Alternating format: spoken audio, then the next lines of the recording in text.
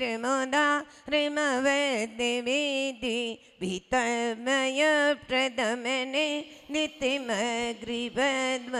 संसार सागर निमज्जद शेष जंतु पुतायमानमभिनम्य जिनेश्वरस्य कल्याणि धामे गो उदारितुं पापिनाशिमे कारणिगो भयाक्रांत जो प्राणी जग में मैं का करती निवारण गो पारावार में डूब रहे जो जीव मात्र को पोत समा श्री जिन पार्शनाथ चरण में बारंबार विनम्र प्रणाम। ओम ह्रीं भो समुद्र पतंजन्तु तारणाय क्लीं माविजक्षरचयिताय वार्णा जिनेन्द्राय जलादि अर्घं निभामि दिये स्वाहा यस्य स्वयं स्वर्गोर्गरिमाम्बुरास्ति स्तुतं सुविस्थितिमते नाभिर्विधातुं तिथीश्वरशकमठ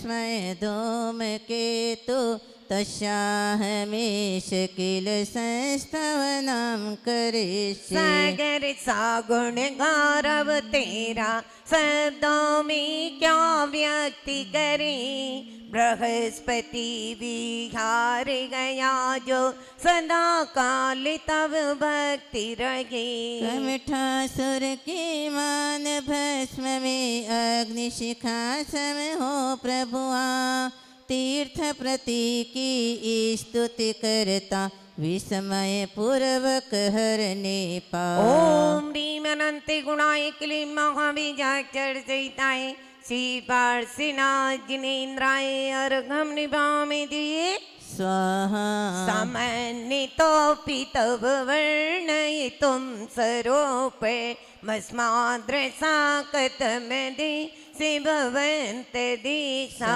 दृष्टोऽपि कौशिक शिशोरे दिवान् दिवान्दो रूपं परूपयति किं किल गर्भरश्मि हे प्रभु तेरा रूप अनोखा कैसे करूं स्वरूप बखान मंद बुद्धि में ना कर सकिता तेरी महिमा का गुणगान प्रखर सूर्य की दिव्य प्रभा में स्वयं रूप न लख पाता ऐसा कौशिक शिशु दिन कर का वर्णन कैसे कर पाता।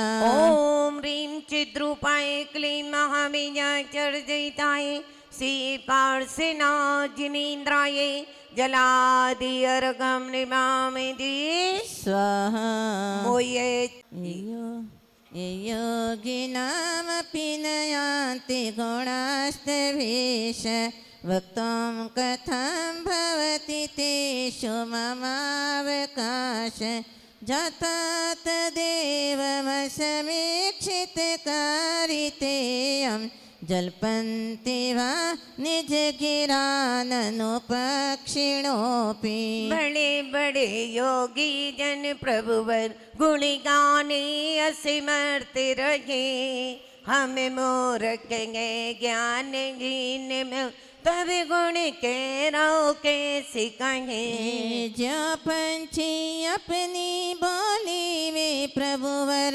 बातें करते हैं त्या पंछी बिना विचारे प्रभुवर भक्ति तेरी करते हैं। ओम ह्रीं अगम्य गुणाय क्लीं महाबीजाक्षरचयिताय श्री पार्श्वनाथ जिनेन्द्राय अर्घं निभामि दिये स्वाहा आस्तारद्वर्तिनि तै विभो शिथिले भवन्ति जन्तो क्षणेन निबिडा अपि कर्मबन्धा सद्यो भुजङ्गमवया इव मध्यभागमभ्यागते वनशिखण्डिन् चंद्रनश्य मन मंदिर की उच्चासन पर वास करे पारसी भगवान कर्मों के दृढ़तर बंधन भी ढीले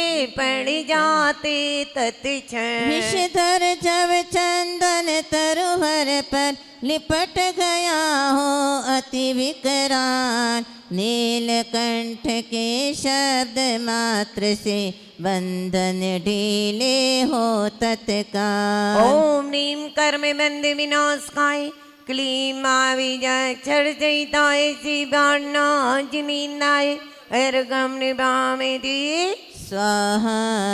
अष्टंत एव मनुजा सहसा जिनेन्द्र रुद्रेरुपद्रवशतैस्तै वीक्षितेऽपि गोस्वामिनी स्फुरति तेजसि दृष्टमात्रे चोरेरिवाशुपशवा प्रपलायमाने। विपिताए लाखों आकर के कई मुश्किलें खड़ी करें, तब दर्शन की फूकी मात्र से तिनके सी तत्काल उड़े। जैसे गोस्वामी को लख कर तजते पशुओं को तस्कर भय के मारे भग जाते वे समझे उदित मान दिन कर। ओम नीम दुष्ट उपसर्ग विनाशकाय क्लीम आविजाक्षर जयिताय मान्नाजिनीनाय अर्घम निभामेति स्वाहा। तं तामीननर्पघलिमानमपि पपन्ना तं जन्तवा कथमहो हृदये दधाना। जन्मोदधे लघुतरन्ततिलाघवेन चिन्तो न हन्तमहतां यदि वा प्रभाव।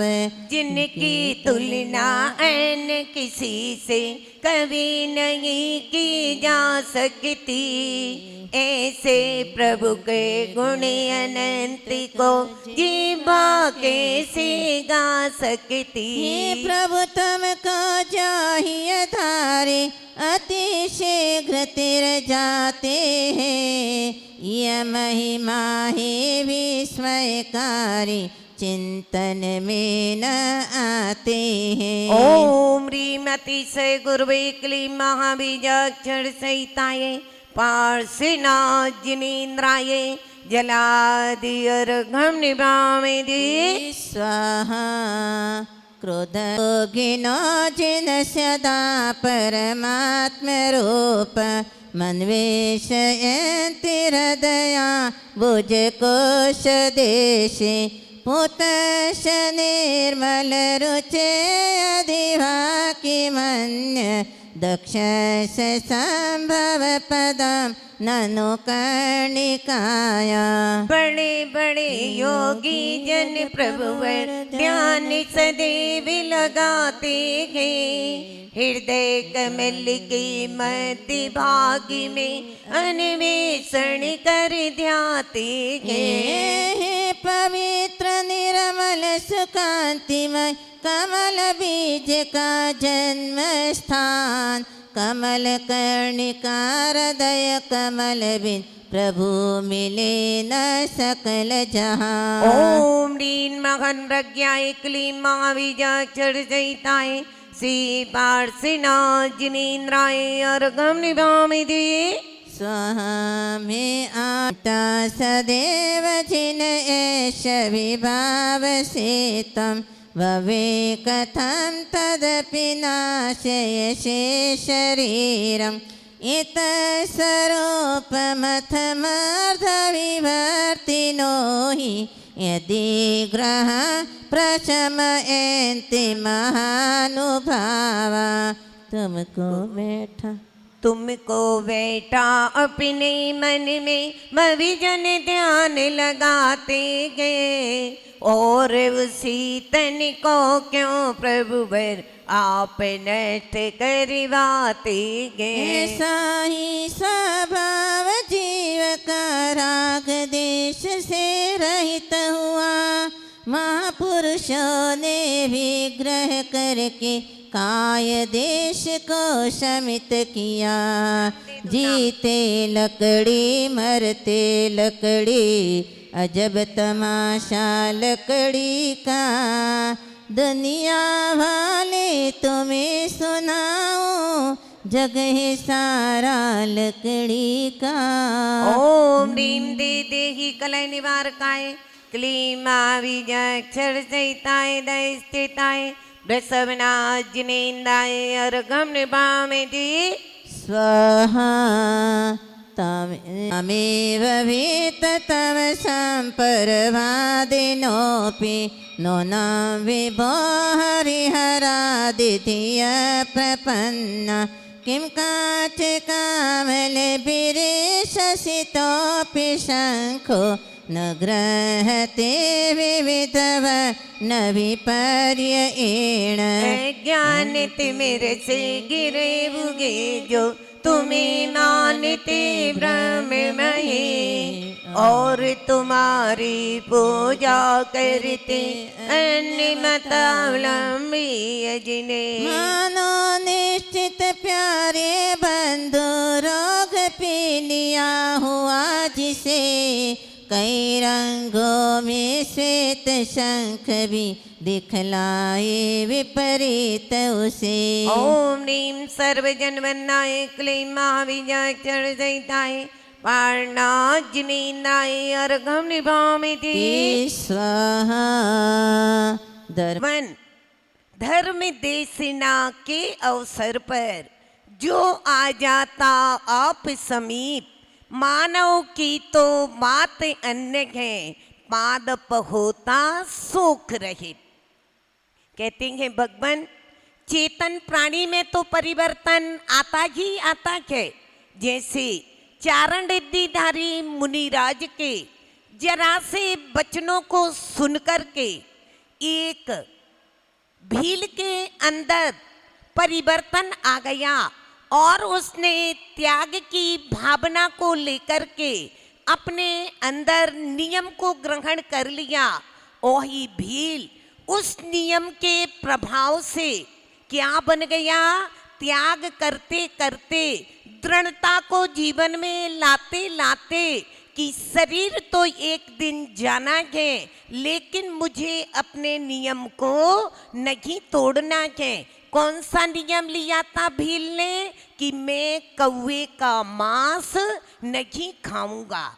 लेकिन शारीरिक बीमारी आने पर भी वैद्य ने कह दिया कि यदि ये मांस खाओगे तो तुम ठीक हो जाओगे। लेकिन भील कह रहा है नहीं, शरीर का स्वभाव तो एक दिन जाना ही है, आज नहीं तो कल मैं अपने नियम को नहीं तोड़ूंगा।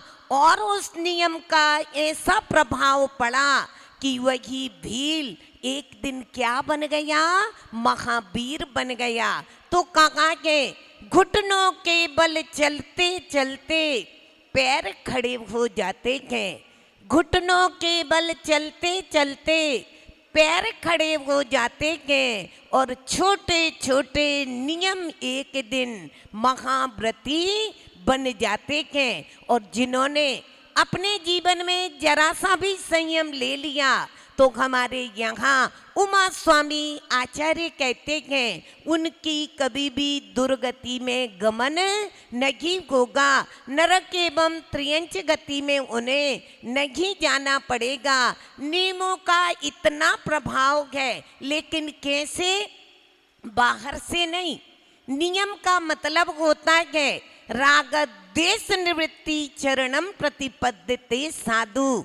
जहाँ जहाँ जितना जितना पर पदार्थों से हमारा राग भाव कम होता जाता है, उतना उतना हम प्रभु के नजदीक पहुँचते जाते हैं। और जितने जितने प्रभु के नजदीक पहुँचते जाएंगे, उतना उतना हमें अंदर से आनंद आना प्रारंभ हो जाता है। ऐसे गीत कहते हैं वो आनंद कब प्राप्त होगा, तो कहा है आचार्यों ने, जो व्यक्ति तीन बातों को अपने जीवन में प्रतिपल याद रखता है, वो कैसी कि काल मेरे सिर पर मंडरा रहा है। सच बताना, आयु बढ़ती है या घटती है?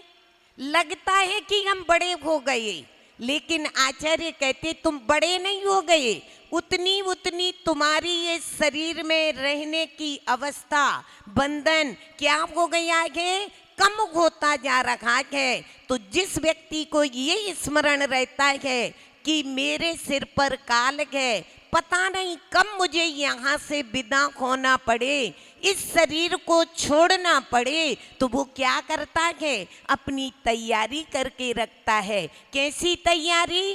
खाने पीने की तैयारी नहीं, प्रभाव में जाने की तैयारी रखता है। जो जितने अच्छे शुभ भावों को रखेगा, शुभ क्रिया को करेगा, शुभाचरण को करेगा, अंदर में अच्छी भावनाओं को रखेगा, उसको क्या होगा, अच्छा भाव प्राप्त होगा। ऐसे ही जो जितना गलत करेगा उसे गलत भाव की प्राप्ति। तो पहला तो ये याद रखना है कि काल मेरे सिर पर मंडरा रहा है। दूसरा बात ये है कि पैर रखते ही पाप बढ़ता है। कहते हैं आचार्य, जितनी जितनी हम प्रवृत्ति करेंगे, चाहे वो कायिक प्रवृत्ति हो, चाहे वो मानसिक प्रवृत्ति हो, चाहे वो वाचनिक प्रवृत्ति हो, इन प्रवृत्तियों के माध्यम से हम क्या करते हैं, पापों का आश्रव करते हैं। और जितना जितना कर्मों का आश्रव होता जाता है, उतना उतना हम संसार में रुलते जाते हैं। तो यदि हमें उस रुलन से, उस घुटन से बचना है, तो कहते हैं अपनी प्रवृत्ति को उतना उतना कम करते जाइए। और तीसरा, आंख खोली कि विष चढ़ता है। वैसे सच बताएं ना, इन 5 इंद्रियों में सबसे खतरनाक यदि कोई सी इंद्री है तो वो क्या है, आंख है। क्योंकि ये जैसे ही विषयों को देखती है, इसे कहीं अच्छा लगता है तो कहीं बुरा लगता है, हर्ष विषाद की परिणति बनती है। रावण के जीवन में उनने आंखों ने ही उनका गड़बड़ कर दिया था कि जैसे कि सीता जी को इन आंखों ने देखा, वो विब्बल हो गए, विषयासक्त बन गए। उन्हें पाने के लिए नीति और अनीति का विवेक खो गए, और जैसे कि विवेक खोया तो उन आंखों के कारण उन्हें क्या हुआ, नरकों की यात्रा करना पड़ी। लेकिन यही आंखें कुलभूषण और देशभूषण की थीं। पहले तो वो विषयासक्त हो गए थे, लेकिन इन्हीं आंखों के कारण जब उन्हें सच्चाई का भान हुआ कि ये तो मेरी बहन है, तो इन आंखों ने उन्हें मोक्ष मार्ग का राही बना दिया। और ऐसा राही बनाया, ऐसा राही बनाया कि सारी आपत्तियों को, सारे उपसर्गों को जीत हुए और कुंथलधर की गिरी की धरा से वो कुलभूषण और देशभूषण क्या हो गए, मोक्ष पधारी। तो ऐसे कि हमारे जीवन में हमें ये सब कुछ मिला है, यदि हम इसका सही उपयोग करेंगे तो हम भी उनके जैसे महान बन सकते हैं। मात्र दृष्टि को बदलना है। एक महिला के पास में एक भिखारी रोज आता है, माँ मुझे कुछ दे दो, माँ मुझे कुछ दे दो। लेकिन वो माँ अभिमान में भरते हुए यहाँ कुछ नहीं है, यहाँ कुछ नहीं है। लेकिन वो भिखारी, वो फकीर एक दिन सुबह सुबह आता है। उस दिन उस माँ के घर में नौकर चाकर नहीं आए, तो वो पोंछा लगा रही थी। पोंछा लगाते लगाते वो फकीर आया, माँ कुछ दे दो, तो झुंझला के सुबह सुबह और कोई काम नहीं, यहाँ आ जाते हो। वो आगे थोड़ा बढ़ा, फिर पुनः आया, माँ कुछ दे दो, फिर पुनः झुंझलाई, वो फिर आगे बढ़ गया। लेकिन अब तीसरी बार जैसे कि आया कि माँ कुछ दे दो, तो वो पोंछा लगा रही थी। उसने क्रोध खिन्न अवस्था में झुंझलाते हुए वो पोंछा उसको मार दिया, चल ले जाइए। फकीर भी पहुंचा हुआ था। उसने पोंछे को उठाया और नदी पर ले गया और नदी पर उस पोंछे को साफ करता है और उस पोंछे को साफ करके उसे सुखाता है। जिस दिन वो जिस कुटिया में रहता था वहां भगवान का मंदिर बना के रखा था उसने, और भी फकीर रहते थे वहां पर। उस दिन क्या हुआ कि उस कुटिया में, उस मंदिर में लाइट नहीं आ रही थी। तो कहता है, सोचता है आज भगवान के दरबार में अंधेरा नहीं, नहीं, उस माँ ने मुझे जो पोंछा दिया था मैंने तो बड़ा साफ करके धोया है, सुखा भी दिया है, तेल तो मेरे पास पड़ा ही है। और उसने उस कपड़े की बाती बनाई और क्या किया, तेल में डुबाई और दीपक बना के जला दिया। इतने में क्या होता है, दीपक जला करके भगवान के चरणों में आरती कर ही रखा था तो क्या भावना भर रहा था, हे भगवान आज यदि वो माता मुझे ये पोंछा नहीं देती तो आज आपके दरबार में अंधेरा होता। भगवान आज इस आरती को उजेले को करते करते मेरे अंदर ये भाव आ रहा है कि उस माँ के जीवन में भी अंतरंग में उजेला हो जाए। इस प्रयास में लगी हुई भव्य आत्माओं ने यहाँ पर कल्याण मंदिर विधान करवाने में अपनी भूमिका निभाई है। प्रासुक जैन इंटरप्राइजेस सरदना वालों ने, परी जैन, सिद्धि जैन, अर्घम जैन, सुपुत्र सुपुत्री श्रीमती सालू जैन, श्रवण जैन, सुपुत्र श्रीमती रुक्मणी एवं सुभाष चंद जी जैन, सिनौली वालों ने यहाँ पर विधान करवाने का सौभाग्य प्राप्त किया। एवं कैलाश चंद जी जैन काला, सुशीला देवी, ललित संदीप, रसिका, पाक्षिक समर्थ, विजयनगर कामरूप आसाम वालों ने, एवं विकास विभा निकिमा, भव्या जैन सूर्यनगर गाजियाबाद, एवं श्री दिनेश जैन, श्रीमती नीरू जैन, पुत्री नेगा जैन, आकाश जैन, ग्रीन पार्क दिल्ली सपरिवार, एवं सुधीर जैन, श्रीमती सुलोचना जैन, प्रेमचंद जी जैन, राधिका जैन, अभिनव, अभिषेक, श्रिया जैन, कागजी कोठी दिल्ली, श्री पद्मावती कांतिलाल जैन, इंद्रा उमेश जैन, अनीता अनिल जैन, रुचि प्रीतेश जैन, मीत देवीयस, पूनम जैन तलवाड़ा, एवं सौरभ जैन, शिल्पी जैन, कैलिफोर्निया अमेरिका, श्री स्वर्गीय जहारीमल, उत्तम प्रकाश परिवार बड़ा गांव वाले ऋषभ बिहार दिल्ली ने अपने चंचला लक्ष्मी का सदुपयोग करते हुए यहाँ पर वैधान करवाने का सौभाग्य प्राप्त किया है। अब कुछ दिन ही बाकी शेष हैं विधान के।